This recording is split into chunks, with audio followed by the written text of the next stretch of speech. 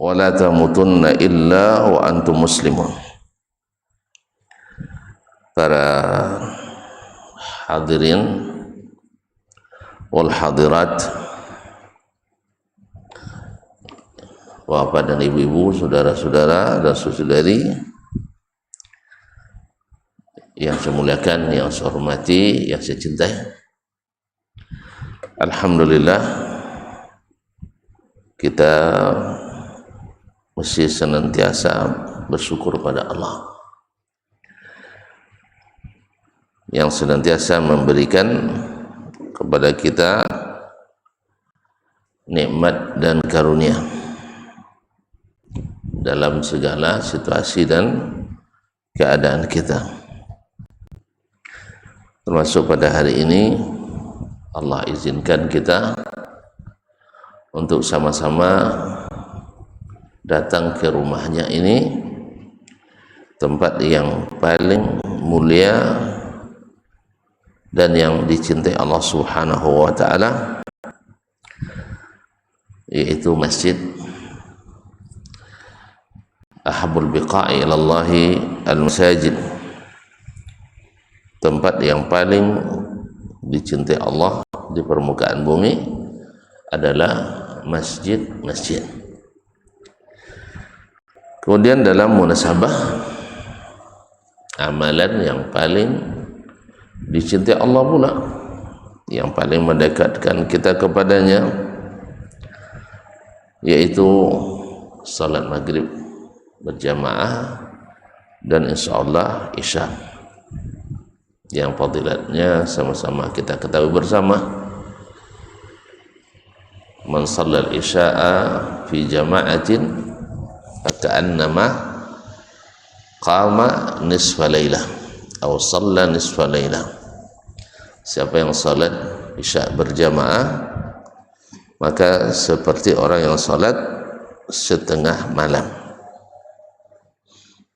Kalau kita salat subuh pula besok berjamaah, maka dapat pahala seperti salat semalaman, dan itu salat wajib. Itu salat wajib. Nah, alhamdulillah kita beruntung mendapatkan nikmat ini.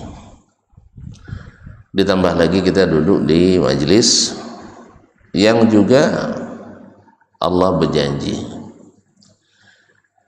ma jalasa qaumun fi baitin min buyutillah yatluna kitaballah wa yatadarasunahu bainahum illa nazalat alaihimus sakinah wa ghasyiyatuhumur rahmah wa haffathumul malaika wa dzakarahumullahu fi man indah.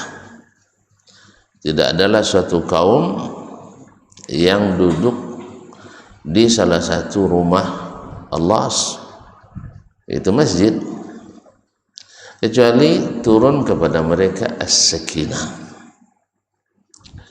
kemudian mereka diliputi oleh rahmah, yaitu rahmat kasih sayang dari Allah Subhanahu wa ta'ala. Wa haffathumul malaikah, dan mereka dikelilingi oleh para malaikat. Wa dzakarahumullahu fi man indah, dan Allah akan sebut-sebut mereka di depan para malaikat di sisinya. Kalau kita disebut-sebut di atas, maka ketika kita balik nanti kayaknya banyak yang kenal sama kita di atas. Kalau malaikat-malaikat dah kenal, dah perlu khawatir naik ya.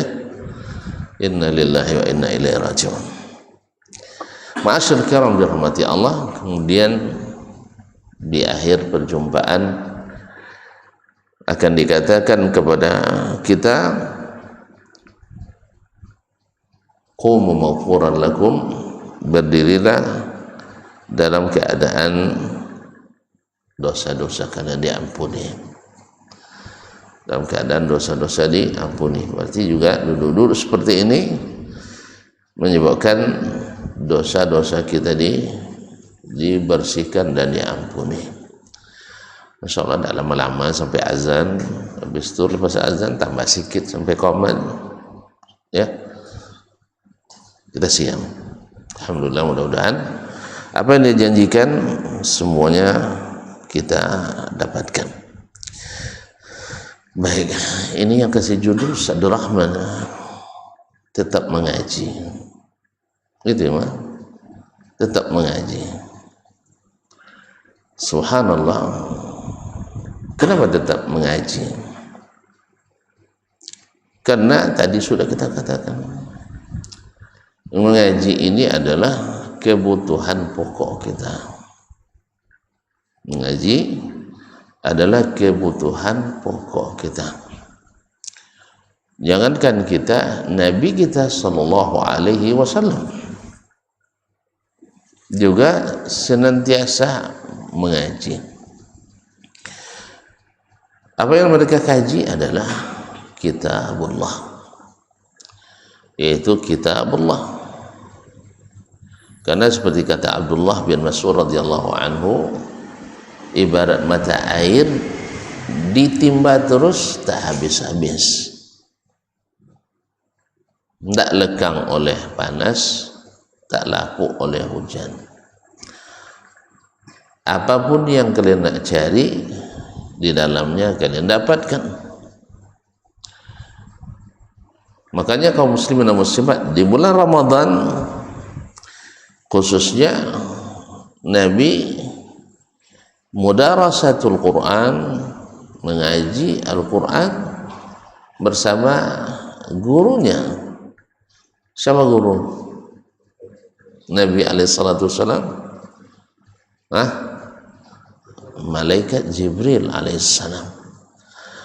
Karena Jibril yanzil ila Nabi SAW kulla laylatin min Ramadan yudarisuhul Quran, melakukan mudarasatul Quran, yaitu mengulang kembali membaca, memahami, mentadaburi Al-Quran.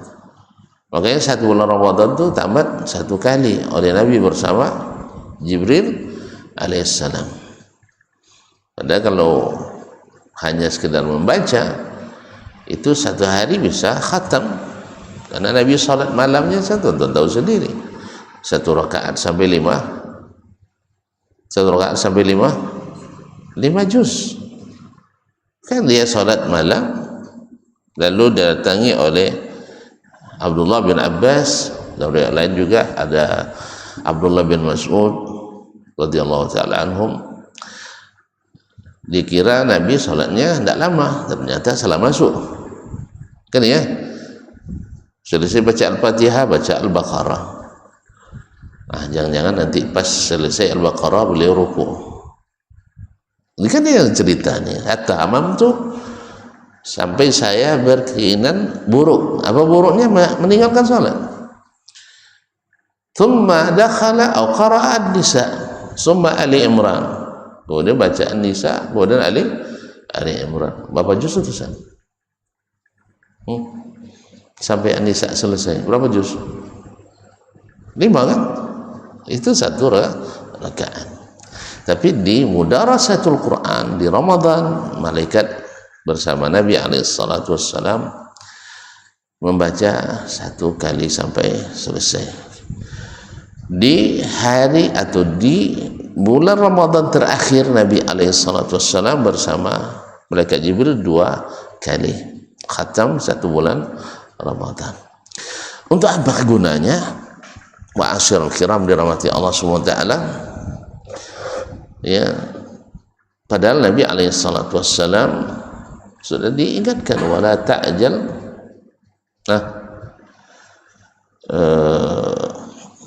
apa namanya, wala ta'jal bil Quran, inna alaina jam'ahu thumma inna alaina jam'ahu wa qur'ana fa idza qara'nahu fattabi' qur'anahu thumma inna alaina bayana. Ya, janganlah kamu tergesa-gesa dengan lisan membaca Al-Quran, sesungguhnya kamilah yang akan mengumpulkannya dalam dadamu. Apabila kami membacakan, maka ikutilah bacaannya, kemudian kamilah yang akan memberikan keterangannya. Kemudian Allah juga mengatakan inna nahnu nazzalna dzikra wa inna lahu lahafizun. Inna nahnu nazzalna dzikra wa inna lahu lahafizun. Ma'asyar kiram dirahmati Allah SWT. Dan inilah yang menjadi prinsip bagi para sahabat Nabi SAW. Tuan-tuan tahu sendiri bahwasanya alim paling alim di antara para sahabat adalah yang paling senantiasa pula tetap mengaji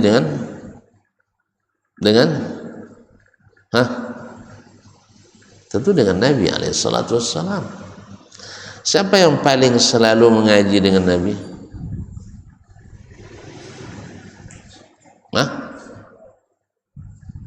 Siapa yang paling alim di antara ulama daripada sahabat? Abu Bakar radhiyallahu ta'ala. Abu Bakar, thumma Umar, thumma Utsman, thumma Ali radhiyallahu anhu ajma'in. Dan mereka ini selalu bersama Nabi alaihi salatu wassalam. Jadi tidak ada cerita bahwa saya sudah mengaji, saya sudah senior, saya tidak mengaji lagi. Maka tetap mereka mengaji dengan Nabi alaihi salatu wassalam. Dan yang paling selalu bersamanya, yang selalu hadir di majelisnya, mereka lah yang paling alim di antara sahabat-sahabatnya. Dan yang paling alim karena yang mengangkat kita itu adalah ilmu, maka yang paling alim adalah yang paling tinggi pula Allah berikan kedudukannya. Maka Abu Bakar adalah yang menempati posisi tertinggi setelah Nabi alaihissalatu wassalam. Kenapa? Karena keutamaannya yang di atas rata-rata semuanya, yaitu yang paling alim di antara para sahabatnya. Apa yang mereka ulang-ulang? Ilmu mereka tidak banyak buku, tidak banyak referensi. Ini kita hari ini kan banyak bilang harus banyak referensi, harus banyak baca, ya. Kadang-kadang harus bersanad pula. Kadang sanadnya majahil, kadzabin di dalamnya. Sebenarnya kalau seandainya tuan-tuan memang mau ilmu yang sesungguhnya, Al-Quran dan hadis adalah sudah mencukupinya. Sudah cukup Al-Quran dan hadis. Nabi yang katakan, taraktu fikum amrayni in tamassaktum bihima lan tadillu ba'di. Aku tinggalkan bersama kalian dua perkara, bila kalian pegang teguh keduanya, kalian takkan tersesat setelahku selamanya. Dan tuan-tuan tahulah, sahabat Nabi alaihissalam adalah satu-satunya generasi umat Islam, satu-satunya generasi umat Islam yang tidak satu pun anggotanya yang terpeleset masuk aliran sesat. Selamat semuanya.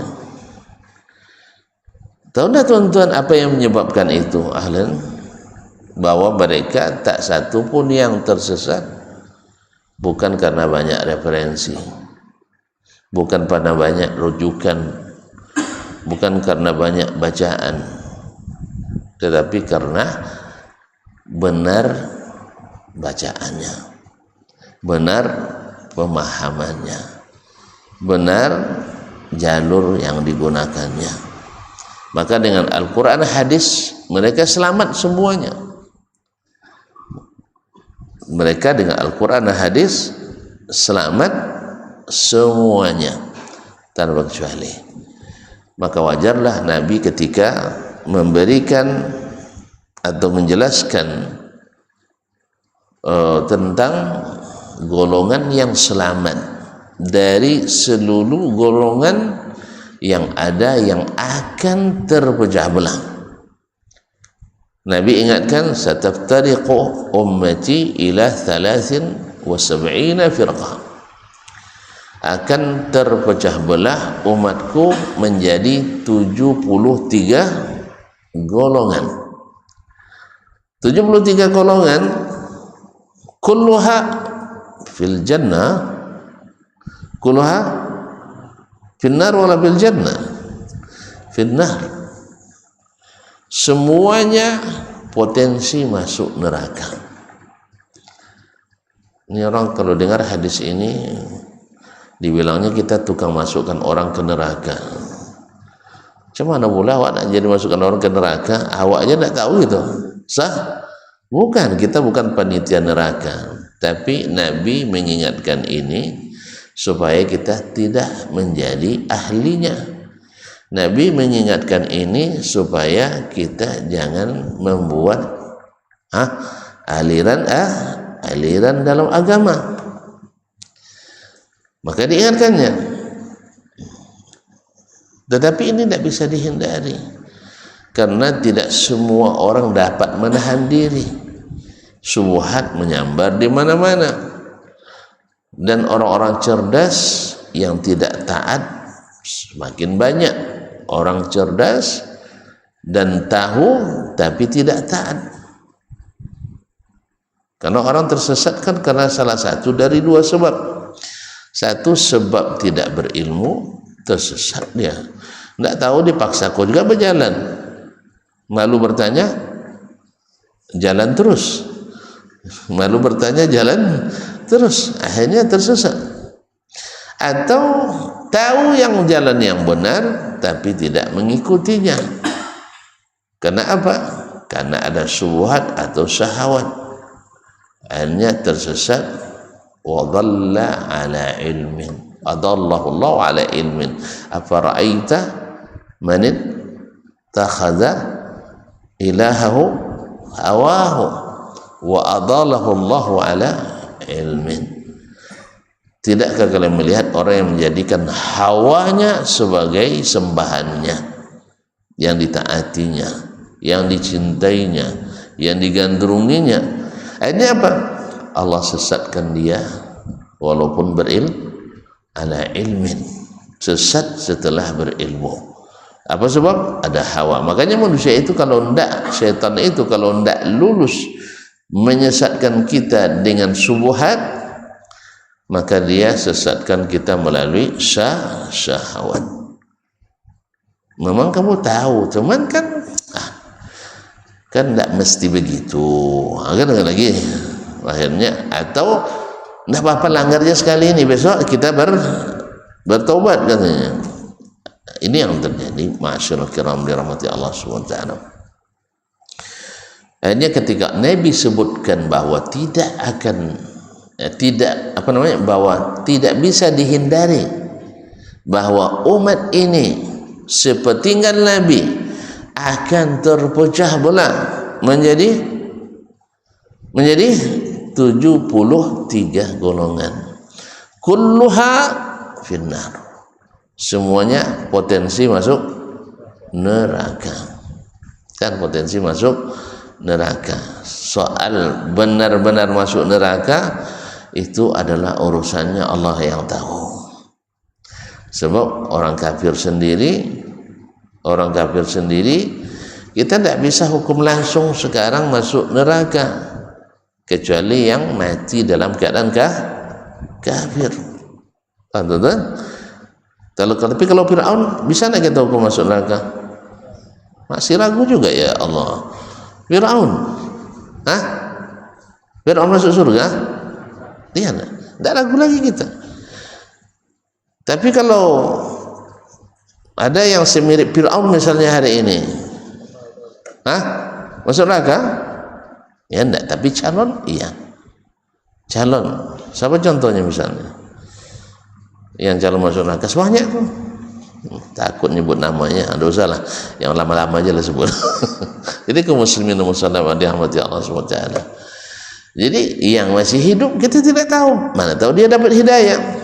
Makanya tidak boleh menghukum orang masuk surga dengan pasti, dan tidak boleh menghukum orang masuk neraka dengan pasti, kecuali yang dipastikan Allah dan Rasulnya Sallallahu Alaihi Wasallam, masalah gaib. Cuman potensi-potensi masuk neraka ya harus kita ingatkan, bahwasanya yang tidak masuk Islam masuk neraka, tidak boleh kita ragukan. Dan yang masuk Islam masuk surga. Yang ikut sunnah cepat masuk surga. Yang suka bid'ah sama juga. Ikhwan, tentu kalau bilang bid'ah kenapa marah sih? Kenapa ya? Hah? Kalau bilang bid'ah kenapa marah? Nabi yang bilang kok tentu marah juga. Abdul Rahman, tidak boleh bilang bid'ah. Boleh. Terus kenapa marah? Kalau dia di atas sunnah cepat masuk surga. Kalau di atas bid'ah cepat juga. Agar itu campur aja lah bid'ah dengan sunnah. Mana yang lebih cepat masuk surga, ahli bid'ah atau ahli sunnah? Hah? Ahli sunnah, sahih? Kenapa? Kenapa? Masya Allah. Tonton, pernah kuliah belum?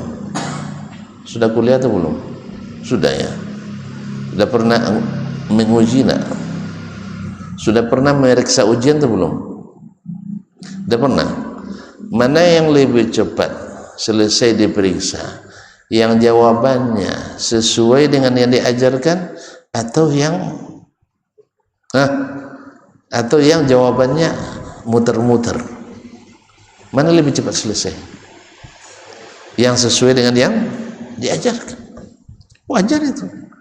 Saya juga sejak SMA saya ngajar sampai hari ini, kalau jawabannya persis seperti yang diajarkan, langsung selesai.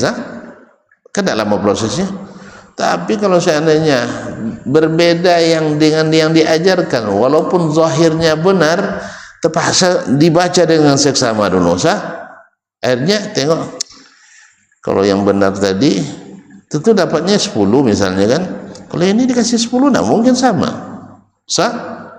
Betul tak? Iya, siapa yang biasa jadi guru, di dosen mah biaya. Nah, dia dokter juga tahu itu, bahwa memeriksa barang yang sesuai lebih cepat selesai daripada memeriksa yang tidak sesuai, walaupun ujung-ujungnya nanti misalnya dimaafkan juga. Apalagi dosennya seperti saya. Nah, kalau dosen seperti saya paling pantang kasih C. Iya, tapi kalau mau dikasih juga kasih D. Nah, iya, biar ngulang. Nah, tapi kalau si C tidak mau saya, minimal harus B. Ada lebih mudah lagi kalau menikah di waktu saya ngajar langsung dapat A. Nah, ini tidak dapat sampai sekarang. Nah, pada awalnya sudah iming-imingin kalau nikah dapat nilai A. Jadi untung-untung nanti kalau saya hadir di pernikahannya, mungkin saya akan kasih traktir makan sate romantis misalkan. Nah, ya, tapi tidak mau nih. Sampai sekarang belum mau juga kan, makanya lambat jadinya prosesnya. Ma'asyiral kiram. Jadi orang-orang yang menyimpang jalannya, tidak murni di atas sunnah, tentu prosesnya akan berlangsung lama. Sebab apa? Sebab nanti yang datang jadi saksi utama kita adalah Sayyiduna Muhammad sallallahu alaihi wasallam. Wa wudi'al kitabu wa ji'a bin nabiyyina wasyuhada. Lalu dibentangkan Alkitab, yaitu catatan-catatan amal. Wa ji'a bin nabiyyin, lalu didatangkan para nabi. Nabi apa gunanya? Jadi saksi. Wa kadzalika ja'alnakum ummatan wasatan litakunu syuhada 'alan nas wa yakuna ar-rasulu 'alaikum syahida was-syuhada qudiya bainahum bil haqq wa hum la yuzlamun. Lalu diputuskan hukum pada mereka dengan hak, mereka tidak dizalimi. Ma'asyiral kiram dirahmati Allah Subhanahu wa taala. Nah, jadi Nabi alaihissalam mengatakan itu supaya kita jangan berpotensi bermasalah ketika dihisab pada hari kiamat. Jelas? Jadi 72 itu potensi masuk masuk surga atau neraka? Masuk neraka. Dan neraka tidak ada yang indah, semuanya merana, sampai tidak bisa tidur karena selalu disiksa. Kalau ahli surga semuanya indah, tapi tidak bisa juga tidur karena nikmat yang tiada tara. Cuman tuh nak tidur, istri cantik-cantik, makanan mewah-mewah, tempat tinggal ya tidak terbayang sekarang, tidak pernah terdengar informasi tentang itu. Tuh mau kita tidur, kantor malam pertama aja tidak mau tidur, apalagi pernah yang sudah menikah. Dan nikah ya? Belum ya? Mau nikah lagi ya? Subhanallah. Nah, jadi susah kita tidur karena bahagia. Ada juga orang yang susah tidur karena susah atau menderita.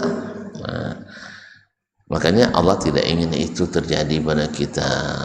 Maka ditunjukkannya memang potensi jalan yang masuk neraka itu lebih banyak, lebih potensi untuk masuk ke neraka itu lebih banyak karena lebih mudah. Orang kalau untuk menghafal sunnah, untuk istiqamah di jalan yang benar itu berat. Tapi kalau nak buat apa saja, ya pokoknya tetap dianggap orang taat beragama, apa aja dibuat, tidak perlu belajar. Kan tidak perlu belajar kan? Ahli bid'ah perlu belajar? Bikin bid'ah perlu belajar? Enggak. Asal antum tinggalkan sunnah sudah jadi ahli bid'ah. Tapi kalau antum tinggalkan bid'ah ini belum tentu jadi ahli sunnah. Sahih? Saya ulang kembali. Antum tinggalkan sunnah otomatis jadi ahli bid'ah. Tapi kalau tinggalkan satu bid'ah tidak otomatis jadi alus sunnah. Sampai antum tinggalkan semua bid'ah itu. Sampai tinggalkan semua bid'ah itu. Makanya jalan menyesatkan itu lebih banyak dari jalan yang lurus.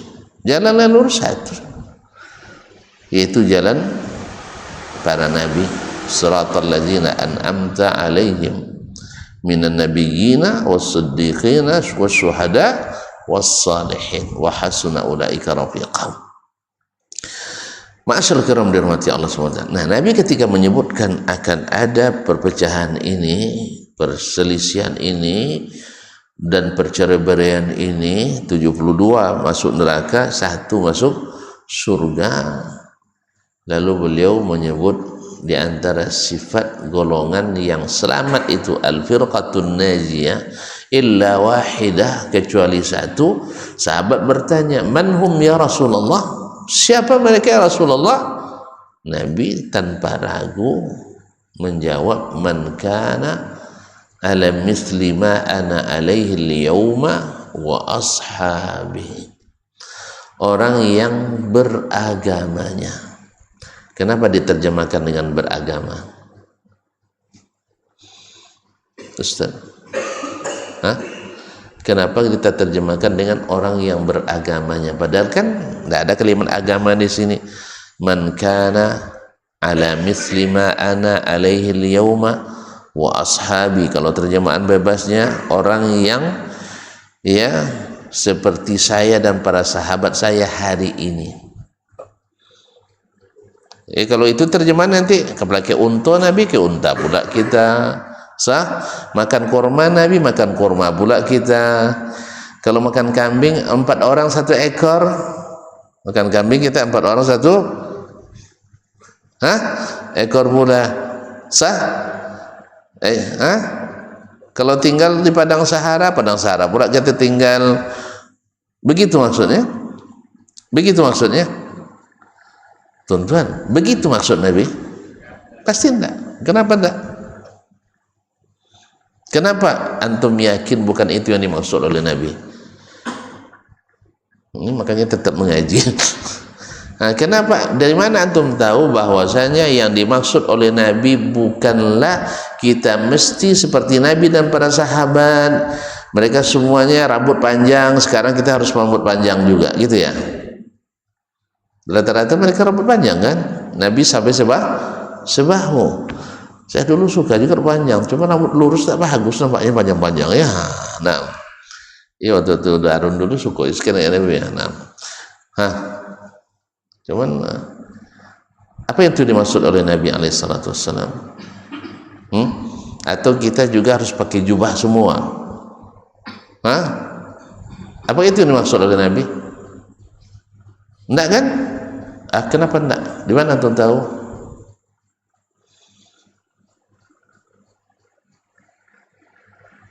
Di mana antum tahu bahwa bukan itu yang dimaksud? Dari tetap mengaji.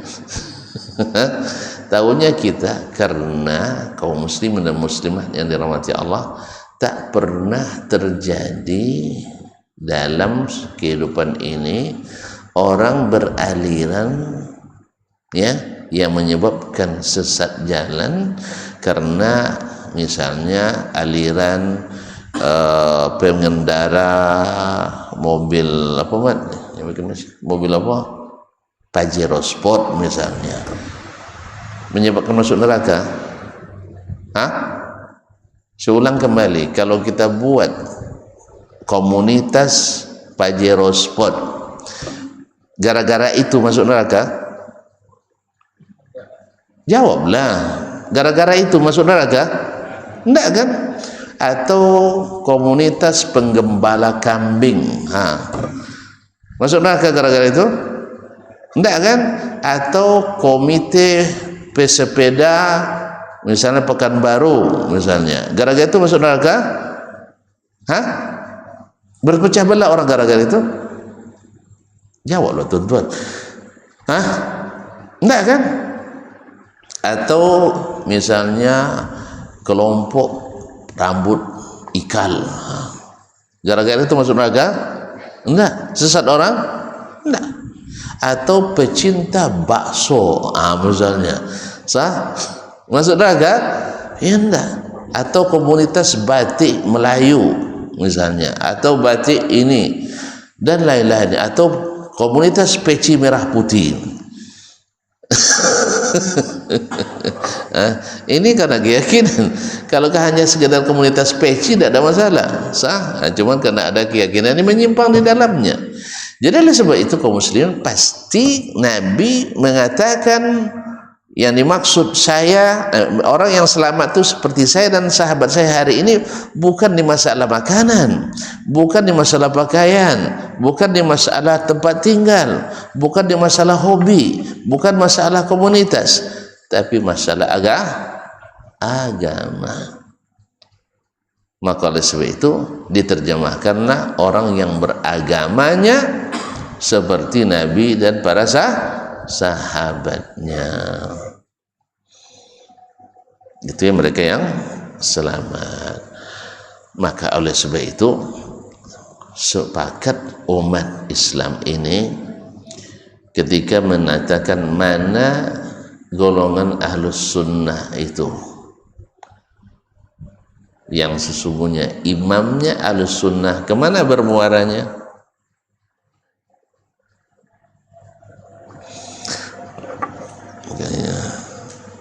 Yang disebut ahlus sunnah itu siapa? Nabi dan para sahabat. Nabi dan para sahabat, bukan golongan ini golongan itu, tidak.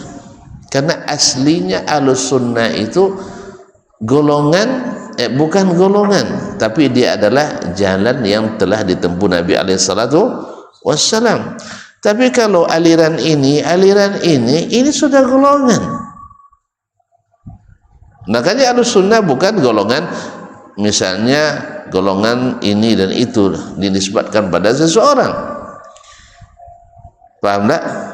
Tapi yang Ahlus Sunnah itu adalah Nabi dan para sahabatnya. Ustaz, kenapa begitu Ustaz? Sebab saya katakan karena Ahlus Sunnah itu golongan selamat. Sedangkan misalnya golongan Mu'tazilah selamat? Enggak. Golongan Al-Mutakallimin jamin selamat? Enggak. Mazhab ini mazhab itu jaminan selamat? Enggak. Yang dijamin selamat adalah Nabi dan para sahabatnya, dan terbukti bahwa mereka tak satu pun yang tersesat jalan. Tidak ada yang tersesat jalan, karena mereka selalu mengaji. Apa yang dikajinya? Al-Quran dan Sunnah. Lalu kenapa orang sekarang belajar hadis pun juga tersesat juga Ustaz? Mau tahu jawabannya? Tetap mengaji. Kita azan dulu ya, selepas azan kita sambung. Tapi tidak lama-lama lah, sampai antum paham saja. Nah,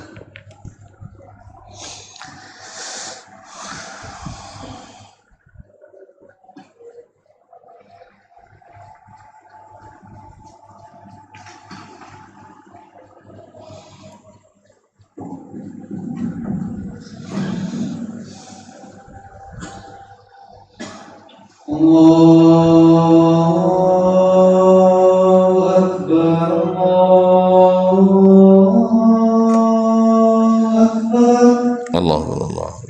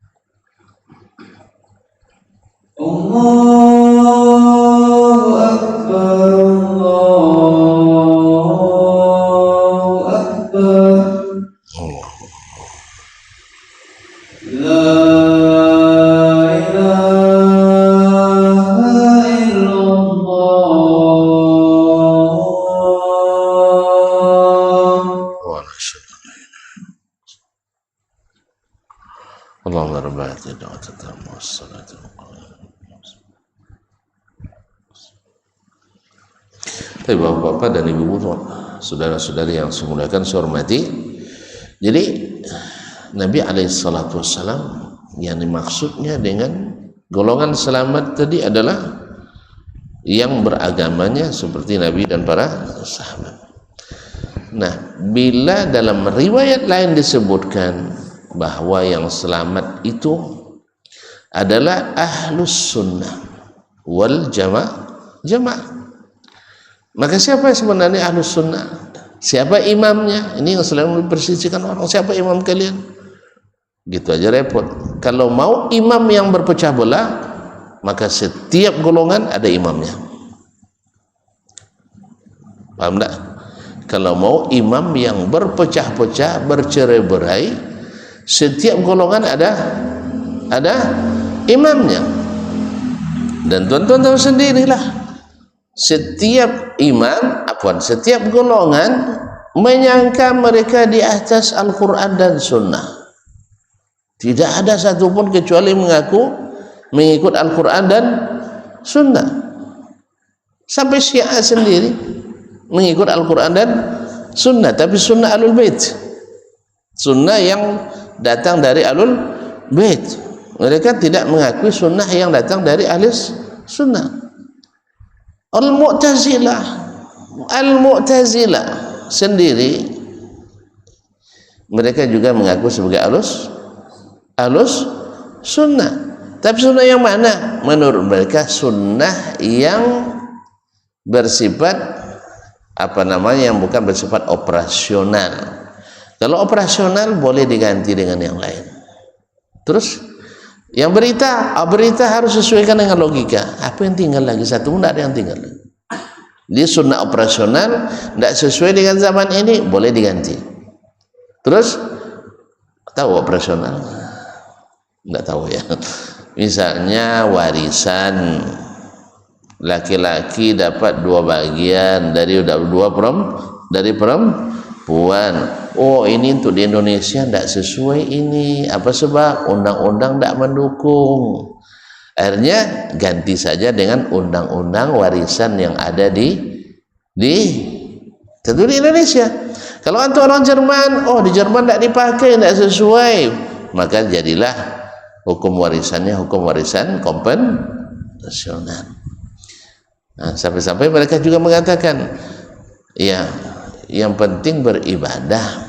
Apapun yang Anda ibadahi, secara otomatis menyembah Allah. Masya Allah. Orang nyembah patung, Konghucu, dia hakikatnya nyembah Allah juga. Orang nyembah yang widi, ya, hakikatnya nyembah Allah juga. Tapi yang mengatakan ini mengklaim dirinya sebagai ahlus sunnah. Paham betul? Jadi semuanya mengklaim sebagai ahlus sunnah. Makanya ketika Ahmad bin Abi Du'ad, tonton, kena Ahmad bin Abi Du'ad? Enggak tahu ya, Ketua Mahkamah Agung. Bukan, tapi dia bukan di era Pak Prabowo, enggak. Itu Mahkamah Agung di era Al-Ma'mun, Al-Amin, Al-Mu'tasim, Al-Mutawakkil. Dia memproklamirkan dirinya sebagai imamnya Ahlussunnah yang sesungguhnya di masa itu. Sedangkan Imam Ahmad dan yang sepaham dengannya itu adalah ahli bid'ah dhalalah, bukan bid'ah hasanah pula, bid'ah dhalalah, dhalun mudhillun. Itu makanya khalifah memenjara Imam Ahmad.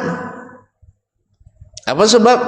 Sebab Mahkamah Agung, muftinya, ketua Mahkamah Agung memfatwakan bahwa Ahmad sesat, menyesatkan, sedangkan dia adalah imamnya atau Ahlus Sunnah, padahal dia Mu'tazilah.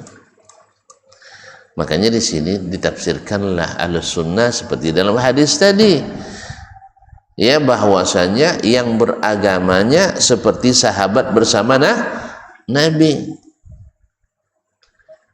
Maka ketika Mu'tazilah mengingkari ayat-ayat Al-Quran, Apakah ada Nabi dan para sahabat yang mengingkari? Kalau tidak, berarti mereka bukan ahlus sunnah. Semakin banyak yang diingkari, semakin jauh meninggalkan ahlus sunnah. Ma'asyarul kiram dirahmati Allah, ini penting kita tetap mengaji itu. Kemudian kaum muslimin dan muslimat, kenapa harus juga tetap mengaji? Kalau tadi kan untuk meluruskan pemahaman. Karena ketika kita tidak terus mengaji, kita mendengar, oh ahlus sunnah itu adalah yang fikihnya ini, akidahnya ini, tasawufnya ini, tarekatnya ini. Kok banyak sekali sih imamnya? Sah? Betul tak? Pindah nanti ke benua Afrika, lain pula lagi ahlus sunnahnya. Kemudian pindah ke benua Amerika, lain pula ahlus sunnahnya. Pindah ke Rusia, lain lagi ahlus sunnahnya. Memang sunnah itu sunnah siapa sih yang Anda maksudkan? Mungkin dengan keyakinan ini menyatukan umat Islam? Mungkin? Nah, mungkin. Jadi kalau tidak menyatukan umat Islam dalam kebenaran, makanya dudukan istilah ahlus sunnah dulu. Siapa mereka? Nabi dan para sahabat. Maka imam ahlus sunnah adalah Nabi Sallallahu Alaihi Wasallam. Maka kita kembalikan kepadanya. Oh, Ustaz, semuanya pakai hadis? Tidak. Banyak mereka yang tidak memakai hadis. Tapi diterimanya lafaz hadis, iya. Tapi prakteknya tidak. Buktinya Nabi Sallallahu Alaihi Wasallam melarang semua orang yang berjenis laki-laki untuk menghilangkan apa namanya, rambut dagu ya. Jenggot ya. Taib. Ketika sahabat mendengar ini tidak pernah jadi masalah bagi mereka.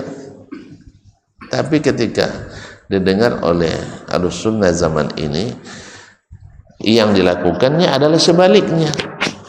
Seolah-olah Nabi menyuruh ya dengan kata jangan kalian potong, lalu dipahaminya mesti kalian potong. Jelas ya? Nah, demikian juga sholat berjamaah. Jangan disamakan yang wajib dengan yang sunat katanya. Akhirnya disunat semua syariat. Ya, sholat tidak lagi menempati tempat yang harus ditegakkan secara bersama. Tidak, sahabat tidak begitu cara beragamanya. Dapat perintah dari Allah dan Rasul, sami'na wa ta'na ala sunnah. Kapan mereka baru nanya hukum? Bila tidak bisa dilakukan. Wajib atau tidak? Maka ketika tidak dipaksa oleh Nabi untuk melakukannya, atau ketika tidak bisa dilakukan, tidak diqadha, berarti mereka paham berarti tidak wajib, tapi bukan untuk meninggalkannya. Inilah bagi Ahlussunnah wal Jamaah. Bagaimana kita meyakini atau mengetahui apa yang diyakini oleh Nabi dan para sahabat? Bukan dengan pikiran kita. Antum jangan mengatakan, ketika saya mengatakan Allah di atas arsy, lalu antum katakan keyakinan antum itu Allah mengambil tempat. Masa antum menafsirkan perkataan saya dengan pikiran antum? Boleh enggak? Boleh enggak menafsirkan keyakinan saya dengan pikiran antum? Boleh enggak? Kenapa? Mandai-mandai namanya itu. Sah? Kan mandai-mandai namanya. Bukan itu yang saya katakan. Saya hanya mengatakan Allah di atas aras. Tidak pernah saya katakan kalau di atas aras mesti ngambil tempat. Tidak ada, antum sendiri yang menafsirkan. Tanyalah dulu sama saya. Sah? Demikian juga ketika Nabi mengatakan itu.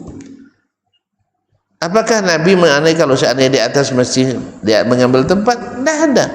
Hadis sebanyak itu tidak ada yang menafsirkan seperti itu.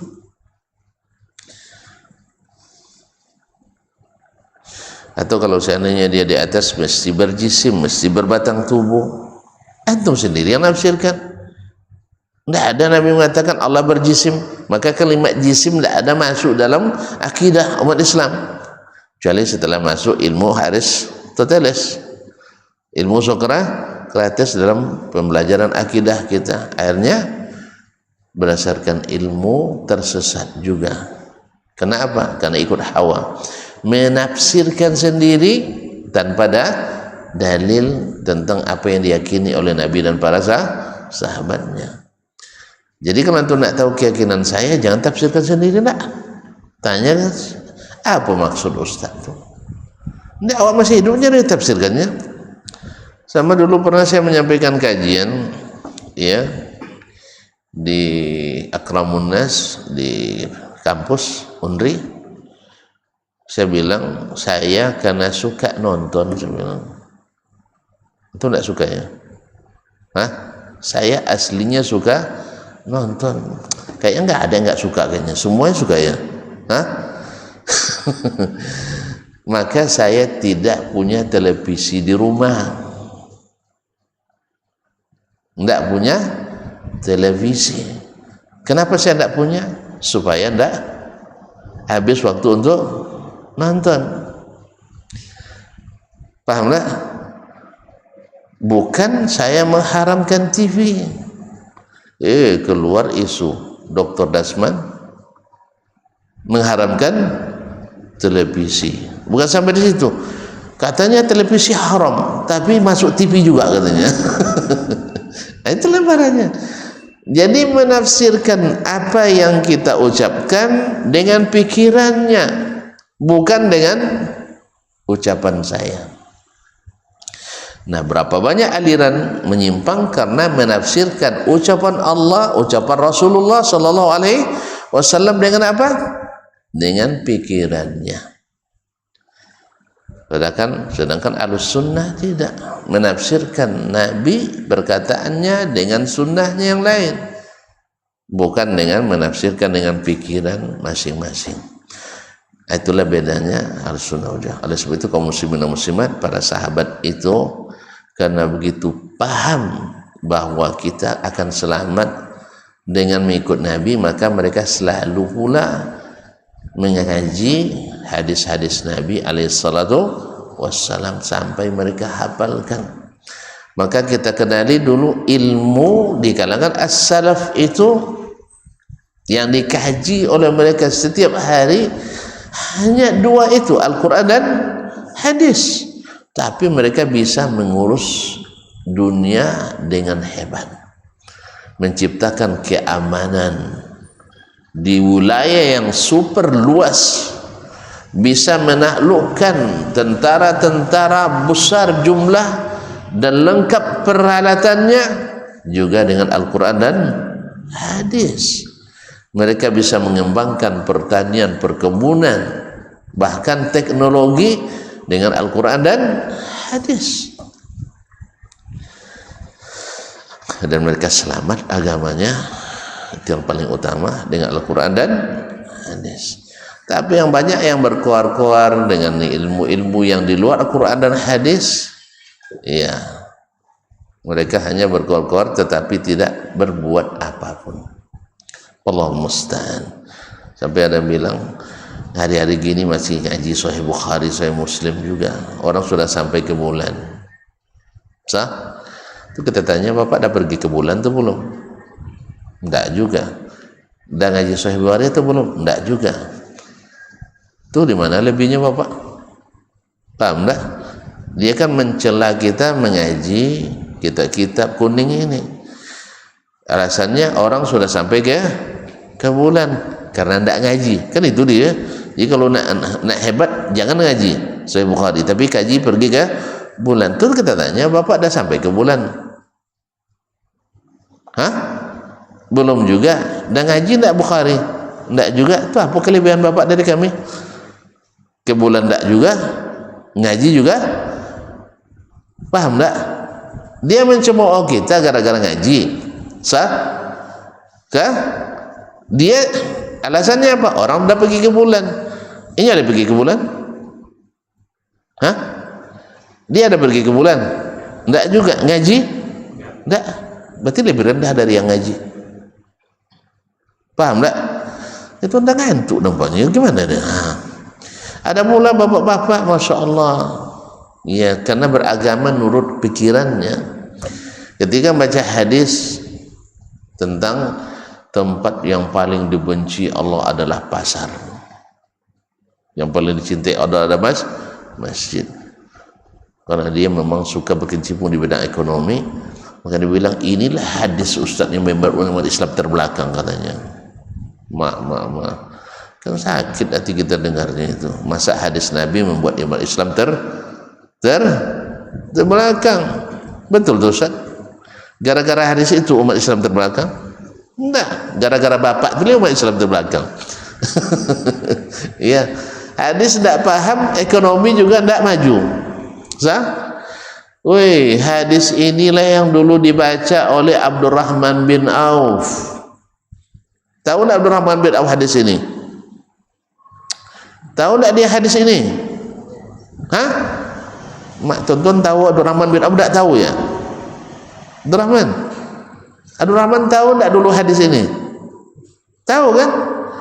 Tapi maju tak ekonominya? Maju ekonominya. Beliau itu Masya Allah. Ya kalau infaknya nanti tanya lagi. Kalau dikonversikan dengan rupiah hari ini, kali-kalikan orang hampir 1 triliun infaknya selama di Madinah.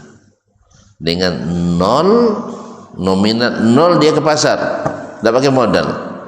Awak banyak modal habis utang tabi. Habis itu cerita pula tentang hadis ini yang membuat mundurnya umat Islam. Abdurrahman bin Auf ketika meninggal, sehari orang memotong-motong emas untuk ahli warisnya, tidak selesai. Banyak apa sedikit tuh? Wih, sehari orang motong-motong emas untuk membagi, kan dibagi tuh untuk ahli warisnya, tidak selesai. Banyak apa sedikit? Awak sekali buka dan dah selesai bagi lah. Tidak banyak dah, 2 min. 5 gram. Ini tak sehari orang tidak habis-habis. Karena beliau kikir, enggak. Tuan-tuan tahu sendiri tadi, saya katakan hampir 1 triliun dia infakkan. Tahu enggak, 1/3 penduduk Madinah pernah berhutang kepadanya. Awak 1/3 di sekeliling masjid Abdurrahman bin Auf aja payah ngasih hutang kan? Ya karena sering tidak dibayar, itu masalahnya. Ngutang aja mau bayar dah, tidak mau. Kemudian 1/3 dari hutang itu dimaafkannya, diputihkannya. Subhanallah. Itu juga yang dibaca oleh Zubair bin Awwam, yang ketika meninggal asetnya tidak kurang dari 2 triliun. Woi, ikut tak ke kokolikong orang? Iya, bukan karena pakai apa no sogok-sogok pejabat, tidak ada cerita. Murni usaha. Kalau 2T asetnya kaya enggak? Kaya enggak? Di mana dicari kekayaan? Di pasar, astagfirullah, di pasar. Tapi orang ini masuk jajaran orang yang dijamin. Abdurrahman bin Auf dijamin masuk surga. Tapi mainnya di pasar. Tempat yang paling dibenci Allah Subhanahu wa taala. Kenapa? Di tempat yang dibenci pun dia bisa menjadi orang yang dicintai Allah Subhanahu wa taala. Awak di tempat yang dicintai Allah jadi orang yang dibenci? Wih, dibenci Allah.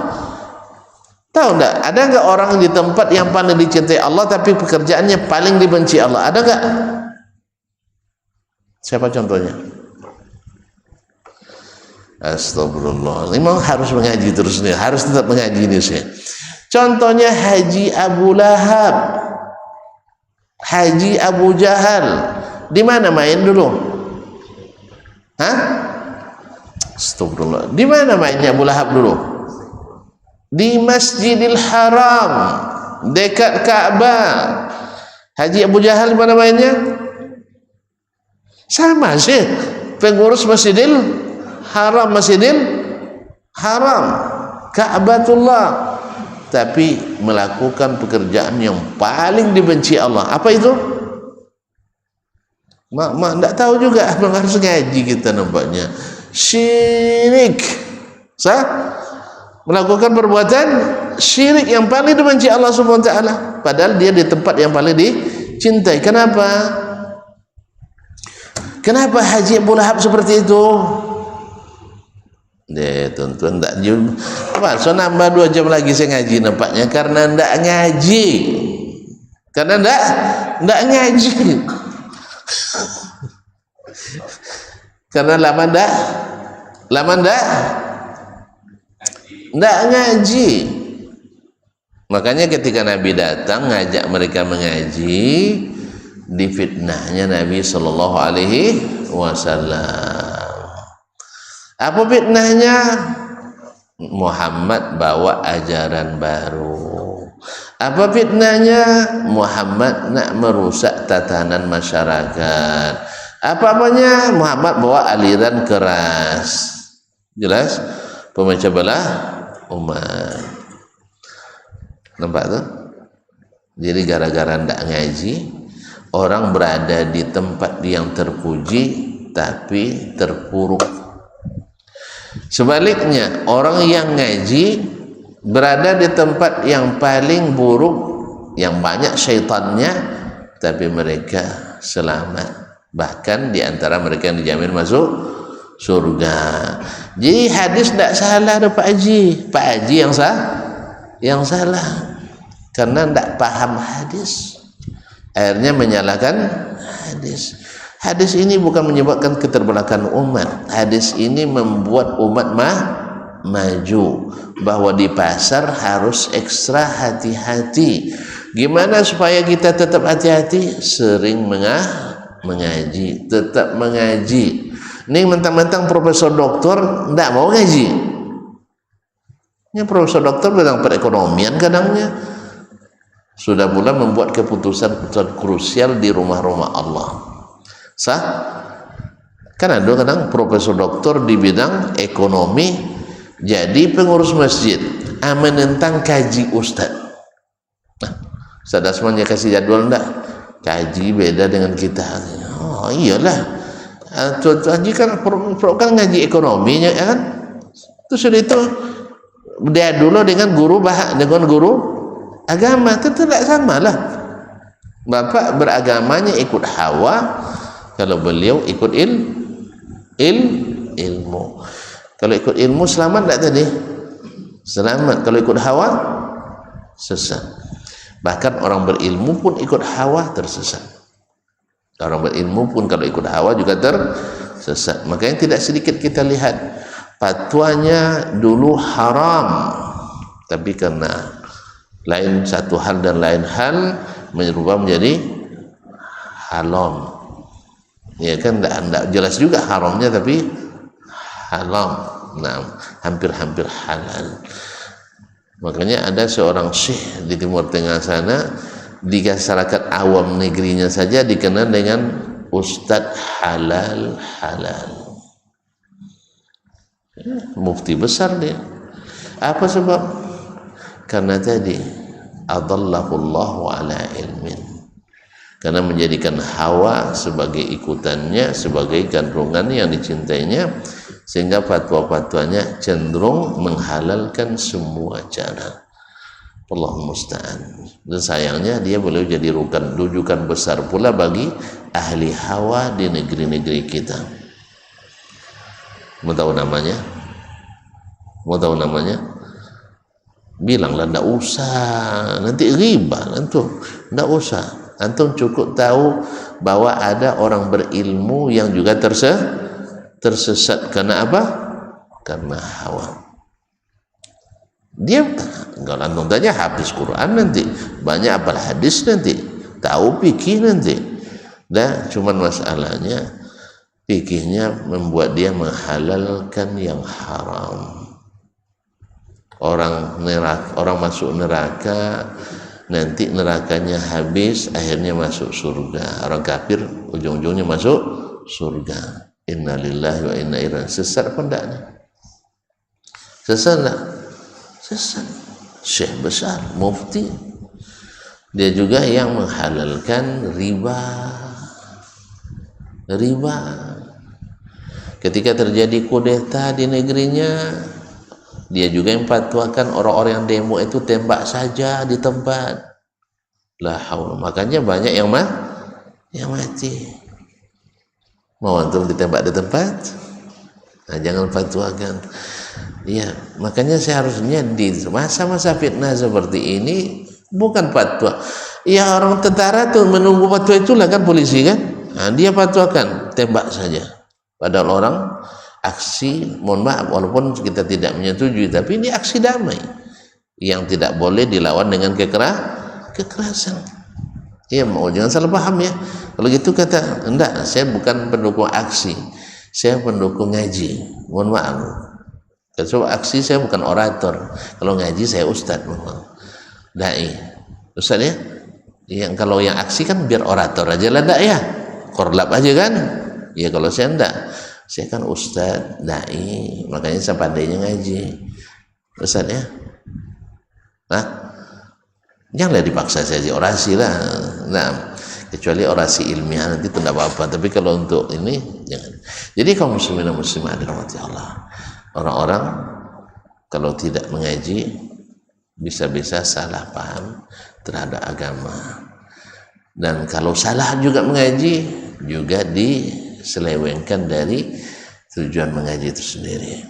Makanya bukan referensi yang banyak yang perlu, tapi adalah kebenaran dan kekuatan referensi.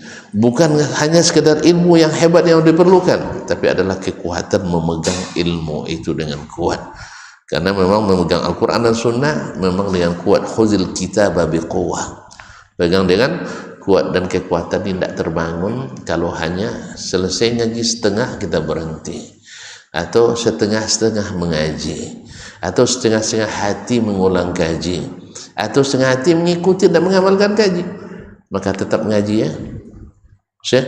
Terima kasih atas judulnya antum berikan. Jazakallahu khairan, mudah-mudahan bermanfaat. Ada yang mau ditanyakan? Tidak usah lah ya, kan yang jelas-jelas saja semuanya. Nah, ya, jelas-jelas semua. Terima kasih dan mohon maaf. Wabillahi taufiq wal hidayah. Wallahu taala alam.